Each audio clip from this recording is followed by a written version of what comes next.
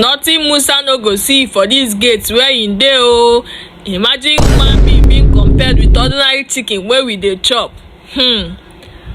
My people, is your girl Cindy. For today's episode, Nurse Miraj we carry come o. Una know say for dis channel na ogbonge news I dey carry come, undiluted, as e dey hot, as una dey cook am, na I dey bring am dey come give una.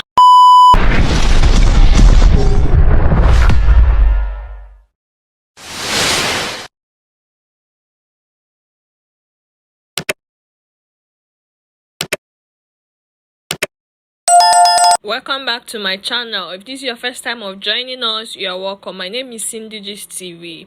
Please do well to subscribe, like and comment, and turn on the post notification button so that whenever I drop videos you'll be notified. Thank you. So for Twitter dey hot now. Now who dey trend na Nurse Miraj. One person come post for Twitter talk say abeg una go eat this chicken or pass. Now everybody just dey say you want make we eat Nurse Miraj, you want make we eat Nurse Miraj. I say ogini na emezi. If you no get heart, my sister, my brother, no join Twitter cause they go use savage go savage your life. And again abeg my women, if you don't get money, you don't get too much money, and you feel say your body, you want work your body, you no too like am again. Abeg, if you want do nyash, make una dey meet people wey sabi. How una go do nyash? The nyash go dey look like wetin I no know. If you get tiny legs, abeg no dey add all this big bugaga. At least do moderate nyash wey go match your legs. I think na why dem dey drag Nurse Miraj, cause this year alone they just dey drag Nurse Miraj.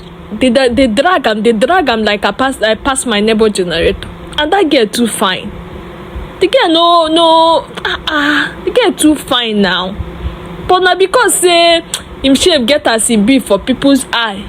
Me, I like the shape sha, but some people e get as e be for them. Now why everybody just dey drag? But the drag itself, the girl just dey cash out for una head. Una no know. The girl just dey cash out. Una no know. Una just dey chook mouth, dey go, dey drag the babe, dey go. The babe just dey get money.